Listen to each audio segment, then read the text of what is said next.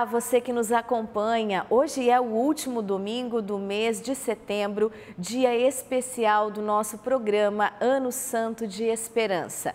E nesse mês tem vários eventos em Roma e aqui também no Brasil, e nós vamos recordar cada um deles. É um tempo especial e eu também quero te perguntar como você tem vivido esse Ano Santo. Já fez a sua peregrinação jubilar? Nós vamos falar sobre isso e mostrar como os jubileus temáticos em Roma estão acontecendo. E aqui eu não estou sozinha, estou também com a presença do Padre Bruno Antônio, que é da comunidade Canção Nova. Seja bem-vindo. Obrigada por ter aceitado estar conosco nessa partilha desse ano santo jubilar, um ano tão especial para nós, não é, Padre Bruno? Isso mesmo. Obrigado, Delita. Para mim é uma alegria poder estar aqui e partilhar um pouco também dessa graça nesse ano que nós vivemos. Padre, a cada mês nós temos esse encontro especial que é para recordar o que é o Ano Santo e o que nós estamos vivendo nessa solenidade. Lembrando que este ano foi inaugurado pelo nosso querido, saudoso Papa Francisco no dia 24 de dezembro do ano passado, portanto 2024, com a abertura da Porta Santa na Basílica de São Pedro. Padre, e eu já começo perguntando para o senhor, para a gente lembrar, recordar o que é um Ano Santo Jubilar ordinário e por que ele acontece a cada 25 anos. Sim, um Ano Santo Jubilar, né? Ele tem suas bases bíblicas, né? Sua referência bíblica, ali em Levítico 25, já acontecia isso, né? Desse ano jubilar. Então, a igreja trouxe dessa tradição do povo antigo, do povo de Deus, para nós também agora, né? Então, o Ano Santo Jubilar é esse tempo de graça, é esse tempo onde nós somos chamados à conversão, onde a igreja, que é a dispensadora, né, das graças de Deus, oferece ao povo santo, né, o perdão, a remissão das penas, né, temporais, através das indulgências. Então, é um tempo de graça para a nossa igreja, né? Um tempo muito especial. Começou ali com o Papa Bonifácio VIII, né, em 1300, né, então já é uma tradição antiga da igreja. Antigamente ele tinha um período maior, né, começou ali com 100 anos, depois diminuiu para 50, e hoje a igreja celebra a cada 25 anos, de maneira programada, né, a cada 25 anos, para que todos possam vivenciar esse tempo de graça. Que bom que o senhor falou isso, né? Diminuiu um pouco o tempo e a gente pode também, a cada tempo determinado, viver de novo essa grande graça, né? O senhor também mencionou sobre essa questão da indulgência plenária.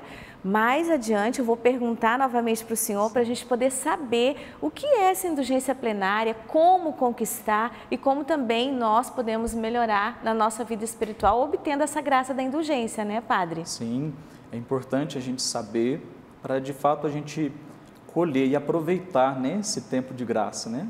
Então, quanto mais a gente saber sobre as indulgências e como lucrar essas indulgências, mais a gente pode aproveitar esse ano. Tá bom, a gente vai falar mais sobre isso então. Sim. Agora a gente volta a falar dos acontecimentos do Ano Santo em Roma.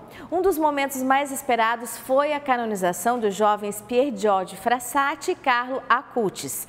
A princípio, um deles, o Pier Giorgio Frassati, seria canonizado dentro do Jubileu dos Jovens e Carlo Acutis no Jubileu das Crianças e dos Adolescentes.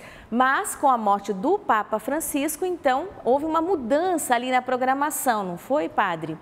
Mas agora a gente vai acompanhar então essa matéria especial que a nossa produção preparou e lá no dia da canonização desses dois santos estavam mais de 8.000 peregrinos que lotaram a Praça de São Pedro. Realmente foi um dia histórico e nós vamos acompanhar agora. Buongiorno a tutti, buona domenica. Um pouco antes da celebração, o Papa Leão esteve na Praça São Pedro. O pontífice cumprimentou os jovens e ressaltou a alegria de viver e de proclamar dois novos santos para a Igreja. Ac de plurimorum fratrum nostrorum concilio, Beatus Petrum Georgium Frassati et Carolum Acutis, Sanctus esse discernimus. Na homilia, o Papa começou a falar do jovem rei Salomão, que pediu a Deus sabedoria para não desperdiçar a vida fora de seu projeto. Ao comentar o Evangelho, o Santo Padre destacou que Jesus nos convida a não hesitarmos nas suas propostas e que, à medida do despojamento que vivemos, o Senhor nos cumula da inteligência e da força que vem de seu Espírito. Leão XIV citou o exemplo de Francisco de Assis e tantos outros jovens santos e santas que disseram sim a Deus e se entregaram totalmente a Ele, sem guardar nada para si mesmos, e testemunhou que Pier Giorgio Frassati e Carlo Acutis eram apaixonados por Jesus e prontos a dar tudo por Ele. Pier Giorgio, disse o Papa, encontrou o Senhor por meio da escola e dos grupos eclesiais e testemunhou ali a alegria de viver e ser cristão na oração, na amizade e na caridade. Ele não se casou e ele não foi padre, né? Ele não viveu, né, uma vocação de estado de vida, mas ele viveu plenamente a vocação que todos somos chamados, né, da santidade, e isso é muito lindo e ele ajuda a gente a viver a nossa vocação. O Santo Padre reforçou que ainda hoje a vida de Pier Giorgio representa uma luz para a espiritualidade leiga, pois se comprometeu com a sociedade, com a vida política e se dedicou aos amigos e ao serviço dos pobres. Carlo, da parte sua, ha encontrato Gesù in famiglia. Ao falar de Carlo Acutis, o pontífice sublinhou que o adolescente encontrou a Cristo na família, na escola e, sobretudo, nos sacramentos, e cresceu a integrar suas jornadas de criança e adolescente à oração, ao desporto, estudo e caridade, apontou. Ele ofertava tudo ao Santo Padre o Papa. E nós fizemos isso, nós saímos do centro, tiramos tudo aquilo que estávamos planejando e voltamos o nosso olhar para a Santa Igreja. Mas nós tínhamos a certeza no nosso coração de que Deus ele não é um Deus de metades. Quando Ele promete algo, Ele coloca algo no nosso coração, já dizia Santa Teresinha, né? Deus ele não inspira sonhos irrealizáveis. Nós tínhamos a certeza que nós estaríamos aqui, e com a graça de Deus nós estamos aqui hoje. Após a missa e antes da tradicional oração do Ângelus, o Papa agradeceu a todos pela presença e oração, e ao falar dos conflitos no mundo, confiou a intercessão dos santos e da Virgem Mãe de Deus, a oração incessante pela paz, em especial na Terra Santa e na Ucrânia. Ripeto, ascoltate la voce della coscienza. Ouçam a voz da consciência, disse o Santo Padre aos líderes presentes na praça, e reforçou: as aparentes vitórias com as armas semeiam morte e destruição.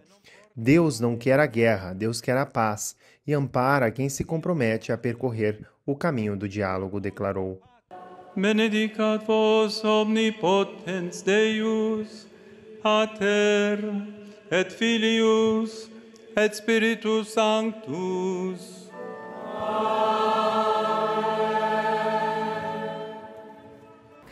Padre, impressionante como esses jovens eles têm trazido uma mensagem de grande esperança para o nosso tempo, né? Eles que são quase contemporâneos a nós, né? Principalmente Carlo Acutis. O senhor acha que essas canonizações nesse ano especial do Ano da Esperança trouxeram também uma visão nova para os jovens, uma esperança e até uma motivação para a juventude de hoje? Ah, sem dúvida. Eu fico pensando como Deus é providente, né? Nos dá 2 santos nesse ano santo, esse ano jubilar, santos jovens, e foi muito emocionante de fato, né? Uma coisa que me marcou muito foi justamente ver a família, né, do Carlo Acutis participando da canonização dele, né? E isso aproxima muito a santidade, né?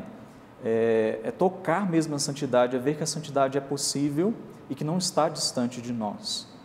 Quando a gente às vezes via um santo de uma outra época, a gente poderia imaginar, né? Não, a santidade é algo distante, é algo difícil, ou então é algo somente para quem entrou para a vida religiosa, né? Para quem dedicou a vida toda à vida religiosa, mas não, a santidade é para todos, né? Inclusive para os jovens, né? Para os adolescentes. Então, a santidade de Carlo Acutis com certeza marcou e vai marcar a vida de muitos jovens e vai dizer que a santidade é possível. Padre, impressionante o que o senhor falou, né? A família do Carlo estava lá e eu estava lendo também nos dias que a mãe de Carlo Acutis foi a segunda na história a ver a canonização do seu próprio filho, né? A primeira foi a mãe de Maria Goretti. Isso também é um sinal para as famílias, não é, padre? Sim, sem dúvidas, né? Então, é um sinal de esperança até para os pais, né? Pois é. Hoje a gente vive um tempo muito difícil, onde a educação dos jovens é um desafio, né? Tem sido um desafio. E com certeza os pais também vendo isso, encheu o coração de esperança dos pais também, de ver que é possível um jovem ser santo, mesmo com todas as dificuldades, né? Com todos os problemas que hoje o mundo enfrenta e os jovens enfrentam. Então, eu penso assim também no coração das mães e dos pais, né? Reacendeu também a esperança. Não, existe esperança, não está tudo perdido. Verdade. Né? Se um jovem como Carla Cutts pôde ser santo, meu filho também pode ser, né? Verdade. Mesmo em meio à tecnologia, aos jogos, né? Ele tinha horários para jogar, tudo, né? A gente sabe mais da história de Carla porque ele é mais contemporâneo a nós, mas também Frassati, gostando da natureza, fazendo toda essa relação também com a natureza, o respeito que eles tinham, sim, não é? Olha como que a santidade, ela abrange, né? A todos, os jovens, né, os adultos, os pais, né, os jovens que gostam de esporte, então, de aventura, né? Então, é muito bonito perceber isso, né? A santidade que alcança a todos, né? Abrange a todos. Verdade. Que é para mim, que é para quem está nos assistindo, que é para as famílias, para todos, não é, Padre? Que exemplo bonito, né? Sim. E nesse ano santo da esperança também isso, né? Tenhamos a esperança de um tempo melhor, porque vivemos tempos difíceis, né? Então que essa também esperança atinja o nosso coração, não é? Em todos os sentidos. Eu vejo assim, Deus tem uma pedagogia para cada tempo e ele se utiliza também, né? Desses fatos para cada tempo. Então, a santidade desses dois jovens é algo de Deus para nosso tempo, né? Esse tempo de desafios, muitos desafios, né? A gente enfrenta muitos desafios, mas é um sinal de esperança grandioso. Então, eu vejo que a canonização deles nesse ano foi um acréscimo e um presente de Deus para todos nós. Verdade, que bom. Deus sabia que precisávamos desse testemunho, não é, Padre? Agora a gente vai dar um breve intervalo e daqui a pouquinho a gente volta para mostrar o jubileu da RCC e das novas comunidades. E ainda tem a palavra de esperança. Não saia daí, a gente volta logo.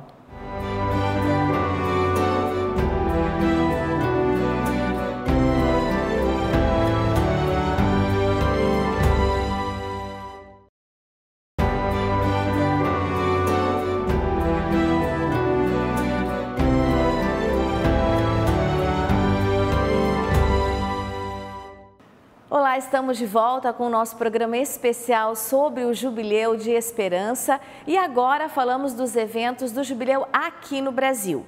Em Sergipe, a Arquidiocese de Aracaju reuniu os fiéis para celebrar o Jubileu da Renovação Carismática Católica e também das novas comunidades. Com o tema O Espírito do Senhor nos renova na esperança, o encontro reuniu membros das novas comunidades e grupos de oração em momentos de louvor, pregação, adoração ao Santíssimo Sacramento e uma caminhada até a Catedral Metropolitana. Não deixa de ser um ano que nós celebramos ainda mais ser Igreja Católica, viver o nosso carisma, estarmos todos em unidade. Então tem sido muito bom nos encontrarmos, nos reunirmos, formarmos, nos aprofundar nessa verdade. E é jubileu, é júbilo, é alegria. Então estamos vivendo um tempo de muita graça também dentro dos grupos de oração, vivendo a esperança. Marcado pela espiritualidade carismática, o evento foi vivido como um momento de unidade, oração e renovação da fé, em sintonia com o ano jubilar da esperança. É uma alegria imensa, ver a unidade de carismas, não só na animação, nas pregações, na adoração. Vamos concluir com a Santa Missa, então é um momento ímpar de júbilo, verdadeiramente de jubileu, de alegria com a unidade do Senhor para conosco. E a esperança é isso, é você acreditar, o Espírito Santo vai renovar e renova cada vez mais, é só abrir o coração e deixar que o Senhor faça a obra e o Espírito Santo conduz. Uma maravilha, estou muito feliz. Após a peregrinação pelas ruas da cidade, os fiéis chegaram à Catedral Metropolitana, Igreja Jubilar. onde o evento foi concluído com a Santa Missa, presidida pelo vigário-geral Padre Valtevan, em clima de profunda fé e esperança. Quis o Papa Francisco que fosse o Jubileu da Esperança, porque o mundo estava precisando da esperança, dessa grande virtude teologal. E ao longo desse ano, as diversas comunidades, movimentos pastorais, comunidades novas, todos se reúnem para celebrar o seu jubileu. Enfim, todos querem aurir dessa grande fonte de graça que é o ano do jubileu. Que todos nós aproveitemos essa graça que o nosso saudoso Papa Francisco deixou para nós como um presente. Viver esse ano para que a igreja pudesse se renovar. É o sopro do Espírito que a gente hoje sente. Padre, esse é um movimento que está acontecendo em todo o Brasil, em todo o mundo. Cada diocese é convidada a fazer essa peregrinação, né? Nós vimos aí a diocese de Sergipe fazendo, mas, Padre, essa peregrinação também é uma jornada interior, não é? Não só nas igrejas, mas também no nosso interior. E enquanto caminhamos a uma igreja jubilar, podemos também levar as nossas realidades interiores para Deus? Claro. Eu vejo que o sentido da peregrinação é esse, né? Nós caminhamos em direção à presença de Deus, externamente caminhamos, mas é o nosso interior que se volta para Deus, né? E deve caminhar em direção a Deus. Então, essa prática externa, ela na verdade, ela precisa ser um sinal daquilo que acontece no nosso interior, né? Esse passar pela porta santa, né? Cristo é a porta da qual a única porta que nós precisamos passar, né? Então, o externo fala do interior, né? E é o nosso aproximar, nós vamos em direção a Deus. E nós somos peregrinos, né? A nossa meta, o nosso destino final é o céu, né? E a catedral nos lembra isso, né? A igreja nos lembra, né? Esse espaço, né? Um recorte do céu também, e nós caminhamos em direção ao céu. E a nossa igreja é tão linda, né? Usa dessa simbologia para nos ajudar a entender melhor, não é? Até mesmo quem não vai ter essa oportunidade de ir até uma igreja jubilar pode fazer isso na sua intenção também particular, né? Com certeza. Seria ótimo se todos nós pudéssemos ir a Roma, né? Nas basílicas papais. Mas a gente sabe que isso não é possível, não é acessível a todos. Mas há uma igreja jubilar também na sua diocese, né? Não só as catedrais, mas as dioceses também possuem outras igrejas, santuários, que também vivem essa espiritualidade. Então, é acessível a todos. Graças a Deus, é acessível e todos podem viver essa experiência. A igreja como mãe já pensou em tudo isso, sim, não é, Padre? Para ninguém ficar de fora, não tem desculpa, né? Não tem Todos desculpa. são convidados a viver. Exatamente. Que bom. Padre, e agora nós vamos ver então o nosso quadro Palavra de Esperança. Hoje com a presença do Padre Donizete Heleno, aqui da comunidade Canção Nova.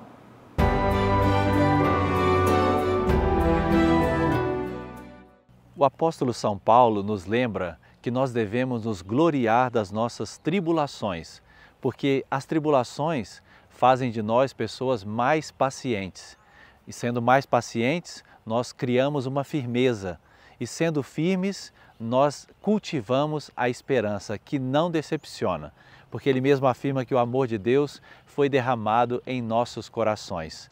O apóstolo, quando afirma isso, tem certamente uma grande bagagem de muitas tribulações e muitos sofrimentos, mas em todas elas ele se manteve sempre com o olhar fixo em Cristo, que o havia chamado para uma missão muito particular.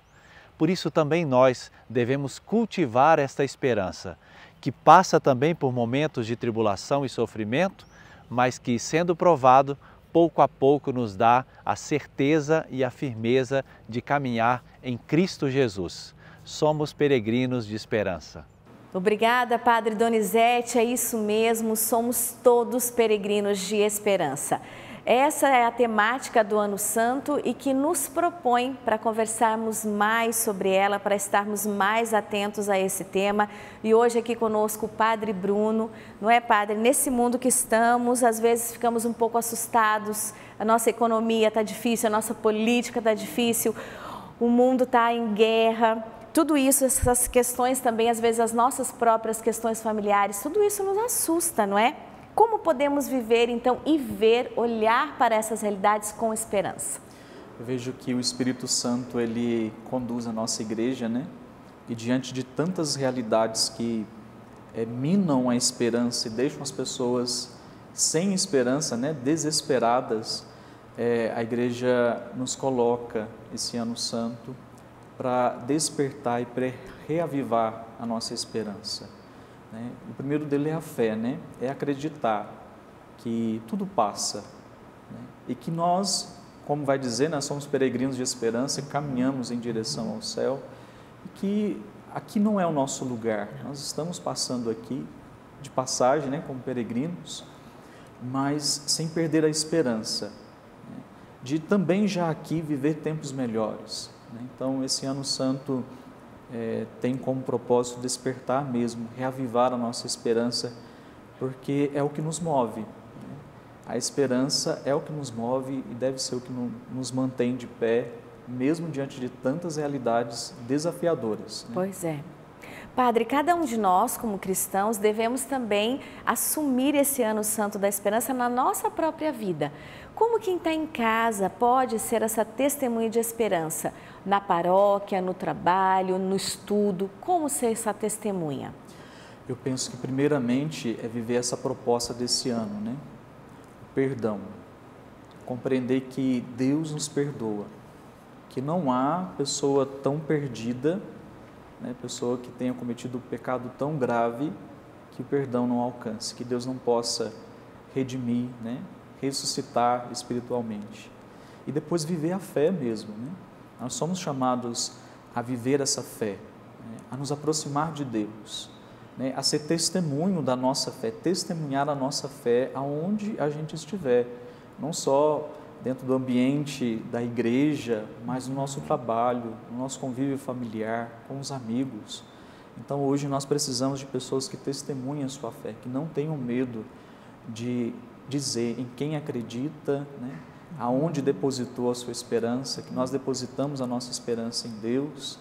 Né? Então, é testemunhar. Hoje nós precisamos testemunhar aonde a gente estiver. E hoje também, né, Padre, a nossa comunicação está tão online, né? A gente tem Instagram, a gente tem WhatsApp. A gente pode também colocar uma palavra de esperança ali.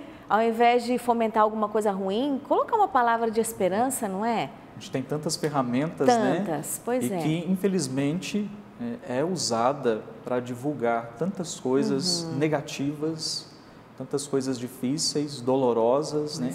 E que acaba gerando essa desesperança. Então, nós como povo de Deus precisamos aprender a usar isso também para promover a esperança, né? Para levar a esperança.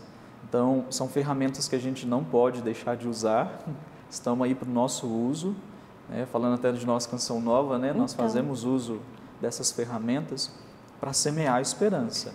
Então, colocar esperança também nesses meios digitais, que é usado para o mal, para o negativo, a gente pode usar, começar a usar para o bem, para semear essa esperança. Pois é, já imaginou o dia você abre o celular e vê lá uma primeira mensagem de esperança? Você já levanta com um ânimo novo, não é? Sim, com certeza. Então, é isso que a gente precisa fazer, né? E não só os influenciadores, aqueles que trabalham mesmo com isso, mas todos nós, né? E hoje a internet é tão acessível, né? Todo mundo tem acesso, então a gente pode sim semear uma sementinha ali de esperança e a gente não vai ter noção do que aquilo pode gerar, né? A semente cresce e produz os seus frutos. A abrangência é imensa, né? Imensa. Nós precisamos semear, crescer é Deus que vai fazer, não é? É Deus que vai fazer. Então, nós vamos seguir ainda agora. No próximo bloco, a gente agora tem um breve intervalo, mas depois do intervalo a gente vai falar sobre obras de misericórdia e como elas podem nos ajudar a viver bem esse ano santo.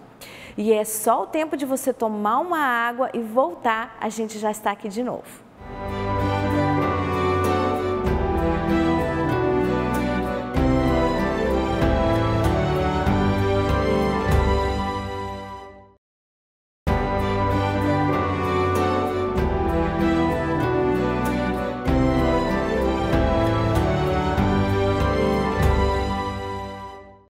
Estamos de volta com o nosso programa especial deste ano jubilar Peregrinos de Esperança.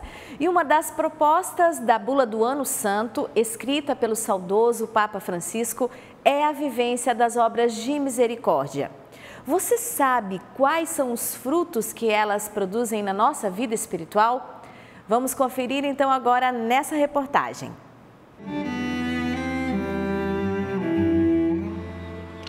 Eu sou muito agradecido a todos vocês. Vocês não são nossos amigos, vocês são nossa família. As lágrimas de Gerson são de alegria por causa do amor de Deus que o constrange mais uma vez. Elas são respostas concretas de agradecimento pelo alimento que chega todos os dias, por meio da generosidade de alguém. E quem providencia o pão tem o mesmo nome de quem precisa, Gerson. Na verdade, o projeto é uma inspiração evangélica, né? Tudo que fizeram a um Deus pequenino é a mim que eu fizeste, né? Amar a Deus sobre todas as coisas, ao próximo como a ti mesmo. E a passagem do bom samaritano, né? Que viu, compadeceu e cuidou. O Ano Santo convida os fiéis a redescobrir o poder transformador das obras de misericórdia, onde a fé se torna um gesto concreto de caridade. As obras de misericórdia são aquelas obras, né, corporais e espirituais, né? Corporais, sofrer com aqueles que sofrem, né? Ver Jesus naquele que sofre, e aquele que passa fome, vestir aquele que está nu, né? Saciar a fome daqueles que precisam. E já a obra espiritual, né? Ser o quê? Um outro Cristo na vida da pessoa, trazer as pessoas para Deus. As obras de misericórdia transformam em verdadeiros discípulos aqueles que as colocam em prática. Esse é o papel de uma igreja missionária e em saída, que vive a plenitude em Deus e se preocupa com o outro. No Bom Samaritano, casa de passagem da Canção Nova em Cachoeira Paulista, as mãos da professora que por muitos anos escreveram nas lousas, hoje servem alimentos aos que tanto precisam. O que precisa fazer na casa eu faço, ajudo em tudo o que precisar. Eles são bem atendidos, eles saem daqui, chegam às vezes tristes, abatidos e saem com um sorriso no rosto. Isso é muito gratificante. E o que dizer de Senhor Francisco? Os trabalhos manuais são divididos entre cortes de cabelos dos assistidos e o cuidado da horta. Serviços que ele pratica com maestria e consciência de quem cumpre e vive a prática cristã. E a certeza de que nas duas situações o fruto é bem plantado e a colheita virá a seu tempo. Ninguém é pobre que não possa dar a ninguém. Então é assim, a gente financeiramente a gente não pode, mas a gente dá o que a gente pode, né? No trabalho. Eu me sinto gratificado por isso. Para a assistente social Juliana, a prática do trabalho na Casa Bom Samaritano vai além do conteúdo estudado na faculdade. É uma experiência de vida e, acima de tudo, uma vivência do cristianismo. Às vezes ele precisa do básico, né? Que é uma alimentação, que é uma roupa, que é um banho, que é um acolhimento, né? Realmente. E aqui a gente tem esse privilégio de também poder propiciar para eles esse acompanhamento, essa unção, né? Esse olhar espiritual. Desde o Papa Francisco, ele que pelo ano da misericórdia, ele que suscitou, né? Essa necessidade das obras, seja espirituais e corporais, para a gente então voltar mais no nosso olhar para as pessoas, especialmente aquelas que estão longe de Deus. Quem faz o bem certamente se sente mais agraciado, mais feliz ainda, porque é tão bom poder contribuir para a melhora do outro, para ajudar o outro. Na verdade, se cada um de nós contribuir com o nosso pouco, nós faremos muito por muitas pessoas e seremos muito felizes. Felicidade que toca os que ajudam e alegra o coração de quem recebe, materializando o que está escrito em Provérbios. O coração alegre aformoseia o rosto, ou seja, torna a aparência exterior mais bela e agradável aos olhos do homem e principalmente aos olhos de Deus. Desperta, desperta a minha alma. Ressuscita os ossos, ó Deus, da morte para a vida, em ti somente. Desperta-me, Senhor Jesus. Padre, é bem importante a gente conhecer bem, né, tudo que a nossa igreja nos propõe para que a gente possa realizar bem a nossa vida, melhorar, progredir. E as obras de misericórdia são uma dessas fontes que Deus nos dá para que a gente possa progredir na nossa vida espiritual. Exato. As obras de misericórdia são uma oportunidade que Deus nos dá, né, de viver bem esse ano santo, mas não só nesse ano santo, que nós somos convidados a praticar as obras de misericórdia em todos os anos, né? Sim. E é uma oportunidade bela que Deus nos dá de exercer a misericórdia para com o próximo, né? Esse ano tem a proposta do ano da esperança, né? Semear a esperança no coração das pessoas que sofrem, né? Nos abandonados, aqueles que perderam alguém, né? Sim. Mas eu vejo como a obra de misericórdia uma oportunidade muito além de semear a esperança no coração dessas pessoas que estão sofrendo, no nosso coração, porque muito mais agraciado somos nós que praticamos, né, que vivemos as obras de misericórdia. E às vezes para a gente é mais fácil fazer uma ou fazer outra, né? Como o senhor disse. Às vezes eu não gosto muito de ir num velório, de visitar um doente, mas eu posso fazer outra realidade, né? Aquela que talvez seja mais fácil para que eu realize, não é? Olha, o simples assim, né? Mas que é muito importante, rezar pelas almas no purgatório. É uma obra de misericórdia, né? Oferecer uma penitência ou oferecer uma Santa Missa, uma intenção na Santa Missa, isso já é uma obra de misericórdia, né? Que tão importante, tão necessário, né? Quanto, né, também visitar um enfermo, dar o consolo para alguém que perdeu alguém, um ente querido, né? E a gente pode fazer de tantas formas. Eu penso que às vezes o fato de você mandar uma mensagem para alguém, né? Lembrando, dizendo, olha, estou rezando por você, né? Conte com as minhas orações, isso já é um grande ato de misericórdia, né? Com certeza. Padre, e além das obras de misericórdia, no primeiro bloco nós falávamos sobre a indulgência plenária, não é? Às vezes a gente passa despercebido ou não presta muito atenção. O que é uma indulgência? Vamos falar de novo sobre isso e como conseguir essa indulgência plenária, então, nesse ano especial de graça. Sim. Para a gente falar das indulgências, eu acho importante a gente lembrar também o que o pecado causa, né? O pecado gera duas consequências, a culpa e a pena, né? A pena temporal pelo pecado cometido. A culpa, ela é absolvida ali no sacramento da penitência, no sacramento da confissão. Ali a culpa, ela é tirada. Porém, a pena temporal pelo pecado, ela permanece e ela precisa ser purificada, seja às vezes por uma penitência ou, né, o purgatório é esse tempo onde a alma vive purificando das penas temporais. E a indulgência, ela tem como meta, como propósito, justamente redimir essa pena, né, temporal. Então, quando nós recebemos uma indulgência, nós estamos redimindo, nós estamos eliminando esse tempo onde nós precisaríamos pagar, né, esse tempo pelas culpas, né, pela pena temporal por causa do pecado. Sim. E como a gente pode conseguir, então, essa indulgência agora nesse ano especial de graça? Tem um caminho, né? Sim. Primeiro é estar em estado de graça, ter confessado há pouco tempo, né? Pelo menos ali meio de 8 dias, né? Depois oferecer uma comunhão, participar da Santa Missa, né?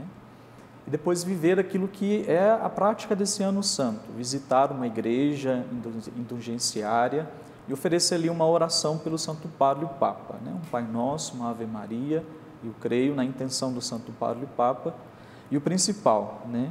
Que é de fato se afastar do pecado, ter esse propósito, né? Dessa vida nova, essa vida santa, e assim lucrar a indulgência. né? A indulgência ela pode ser aplicada a si mesmo ou aplicada para uma alma, né? Nunca para alguém vivo, né? Para uma outra pessoa. Ou você aplica e oferece essa indulgência para você mesmo, de modo pessoal, ou você oferece para uma alma que está no purgatório. É uma oportunidade tão importante que a igreja nos dá para viver nesse ano santo jubilar, né? Porque quando nós não estamos no ano especial de graça, a gente só tem algumas datas importantes que a gente pode receber, não é, padre? Mas nesse ano, em qualquer situação em que nós nos proponhamos a viver isso, a gente pode receber. É uma abundância da graça de Deus, né? Olha só. A gente tem uma oportunidade muito grande de estar lucrando pelo menos uma indulgência por dia, né? Então a gente não pode desperdiçar esse tempo. Claro, nos outros anos tem, como você disse, né, datas específicas onde a igreja oferece a indulgência, mas esse ano nós vivemos aí uma abundância da graça. É uma graça muito grande, a gente não pode perder, não é? Não podemos perder essa graça. E agora então vamos falar do Jubileu dos Catequistas, que aconteceu lá na Arquidiocese de Olinda e Recife e contou com a participação de 1.500 pessoas. A programação começou na Igreja do Carmo, na parte baixa de Olinda, e terminou no Alto da Sé. A festa começou na praça, em frente à Igreja do Carmo, em Olinda, com a chegada dos ônibus para o Jubileu dos Catequistas. A alegria do encontro e da confraternização estava também dentro da igreja, com catequistas e catequizandos ocupando os espaços.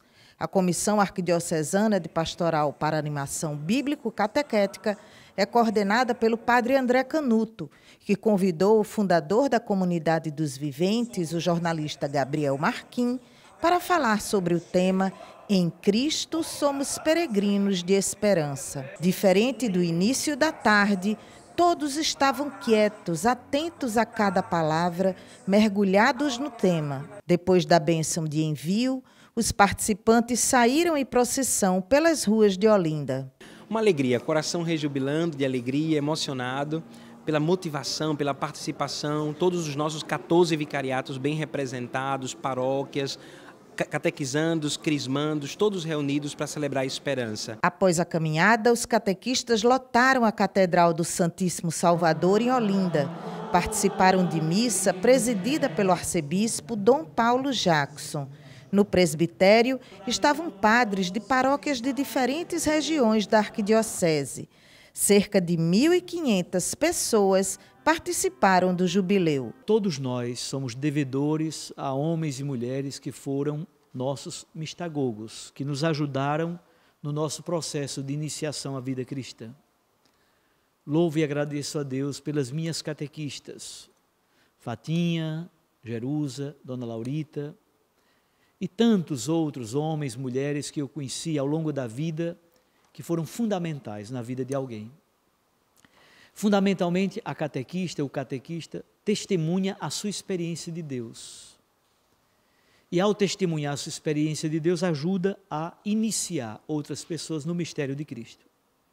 Então, catequistas são ministérios gigantescos e belos na nossa Igreja Católica, e ao mesmo tempo tem um papel humanístico, social, tem um papel de socializar pessoas, crianças. Geralmente aí começa o primeiro processo de socialização secundária, e as catequistas são muito importantes nesse processo de apresentar o mundo de Deus e também de ajudar as crianças, adolescentes e jovens a lerem o mundo da vida com os olhares de Deus. Aqui está o grande valor da catequese. No coração dos catequistas, a lembrança do que foi vivido neste dia. Saber que a missão do catequista é diferente da missão do Papa Leão, mas unido a ele, a responsabilidade de fazer acontecer o reino de Deus é igual, é de todos. Que lindo, né, padre? Os nossos irmãos, os cristãos, estão buscando viver bem esse tempo de graça. Faltam apenas 3 meses para esse ano santo jubilar acabar. E se agora que eu tomei conta de que eu estou nesse ano, o que eu posso viver, o que eu posso buscar para ainda viver bem esse ano da esperança? Falta 3 meses, mas ainda tem tempo, né? Então eu penso que não podemos desperdiçar esses 3 meses. Então é de fato se organizar, né? Organize com a sua família, né? Com o seu grupo de pastoral, né? com a sua paróquia, né? Um momento desse de peregrinação. Inclusive, até testemunho aqui, né? Recentemente, na casa que eu vivo, né? Eu trabalho hoje numa casa de formação aqui na Canção Nova. Nós saímos a casa toda com os jovens, fomos até a catedral aqui em Lorena, fizemos a nossa peregrinação. Então é possível. Agora é preciso se organizar, né? Se organize, veja uma data. Às vezes você não vai ter um grupo grande, mas com a sua família, né? Não tem problema, você veja uma data, um dia com a sua família, vá, faça essa peregrinação, porque nós não podemos deixar essa graça passar. Padre, o senhor já deu essa dica, né? A organização, seja ela familiar, seja ela em grupo, mas se as pessoas que ainda não se decidiram a realizar esse ato de mudança interior, qual a palavra de ânimo, de incentivo que o senhor deixa? Olha, Deus te espera. O Senhor te espera de braços abertos, né? Vem muito aquela imagem do filho pródigo, né? Do pai que esperava, ansioso, aguardava. E é assim que Deus nos espera, Deus nos aguarda assim, ansioso pelo nosso retorno, pela nossa presença. Então é levantar da cadeira, sair do comodismo, né? Sair da desesperança. Talvez você está desesperado, achando que o seu pecado não tem perdão, que você não tem mais solução, não tem mais jeito. Não, para tudo Deus tem jeito, Deus pode tudo na nossa vida, né? E tudo é possível para Deus. Então é se mover, é se levantar, porque Deus nos aguarda, Deus nos espera e nos espera com um abraço de perdão, de reconciliação, um abraço de recomeço. Então o ano jubilar é um tempo de recomeçar, né? Não está tudo perdido, né? Nós podemos recomeçar sempre. Atitude, né, Padre? Atitude. Mesmo que seja pequena, uma atitude. Exato. E neste mês de setembro teve também um motivo especial para a comemoração em Roma e para toda a igreja. No dia 14, dia da exaltação da Santa Cruz, o Papa Leão completou 70 anos de vida. Vamos ver como foi esse dia tão especial. Após a oração do Ângelus, o Papa Leão recebeu o carinho dos fiéis pelo seu aniversário. Ele agradeceu a Deus, a seus pais e a todos aqueles que rezaram por ele. Rendo grazie al Signore, ai miei genitori e ringrazio quanti hanno avuto un ricordo nella preghiera. Emocionado, agradeceu as manifestações de carinho da multidão reunida na Praça São Pedro. Tante grazie a tutti! Em uma breve fala aos cardeais, o Papa Leão mencionou o fato de seu aniversário ser na mesma data da exaltação da Santa Cruz. Non posso separare le due feste, a dire il vero, però è una gioia trovare la speranza precisamente nella missione che sin dall'inizio della mia vocazione ho sempre cercato semplicemente a dire Signore, non la mia volontà, ma la tua volontà. E nós desejamos também muita vida e saúde ao Papa Leão, para que ele possa conduzir a nossa igreja por muitos anos ainda. E o pontificado do Papa Leão começou em meio ao Ano Santo da Esperança. E ele tem se demonstrado esse homem de profunda espiritualidade e simplicidade. Está nos conquistando, não é, Padre? Eu até vi um documentário falando sobre a vida do Papa Leão antes do pontificado, ele morando em Peru, uma pessoa muito acessível, muito simples, muito preocupada com o rebanho, um verdadeiro pastor. Qual tem sido a sua impressão sobre ele? Olha, eu tenho também me encantado muito com o nosso Papa. Acho que desde quando ele apareceu ali na janela, né, foi assim, um encanto à primeira vista. E de fato, tenho percebido assim como que ele é próximo, mas ao mesmo tempo ele vive também essa firmeza da fé, né?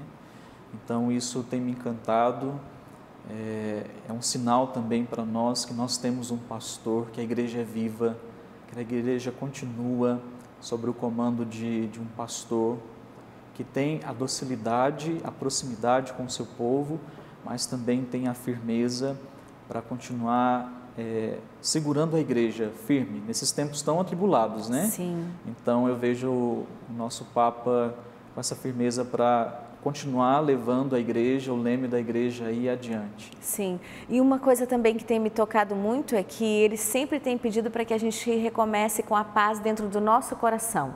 Se a gente não está em paz conosco, né, como vamos semear a paz ao nosso redor? A gente está precisando tanto de paz nesse tempo, não é, Padre? Estamos. E ele tem trazido essa mensagem de paz, né? Muito preocupado com as realidades do mundo, mas algo que me chamou muito a atenção foi até recentemente que ele disse, né, que a prioridade dele é o Evangelho, né? Exato. E de fato, se a gente vive o Evangelho, se nós colocamos o Evangelho como prioridade, um dos frutos dessa prioridade do Evangelho na nossa vida vai ser a paz. Não tem como alguém que coloca o Evangelho como prioridade não colher como fruto a paz. Então, isso me alegra muito, né, de ver o nosso Papa incentivando e nos movendo a nos voltar para o Evangelho, né, a não nos preocupar com as realidades, a não perder a paz com as realidades que o mundo vive hoje, mas nos centrar no Evangelho. Com certeza o fruto vai ser a paz, né? Sim, verdade. Que lindo, né, Padre? Nosso Papa sempre nos incentivando, nos encorajando, não é? E Deus o abençoe mesmo, que ele possa viver muito e conduzir muito a nossa igreja. Sim, cheio de vida, de saúde, né, que nós possamos continuar rezando por ele, né, para que ele possa levar a nossa igreja aí muitos anos ainda, conduzindo da forma como ele tem conduzido. E a gente vai ficando por aqui. Eu quero agradecer muito ao senhor, Padre, por ter vindo. Suas palavras finais. Eu que agradeço, né, pela oportunidade de falar um pouco sobre este ano santo, um ano tão importante para a nossa igreja, e que nós possamos, então, né, viver esse final que resta. Nós estamos aí caminhando para o final, mas sem perder a esperança de que é possível viver uma vida nova e Deus nos chama para isso. Obrigada. E para quem quiser ver outras edições do programa especial do Ano Jubilar, está disponível no YouTube Canção Nova, Jornalismo Canção Nova. No último domingo de outubro, nós voltamos para falar sobre esse assunto tão importante e especial. Que a esperança seja renovada em cada um de nós. Uma boa noite para você.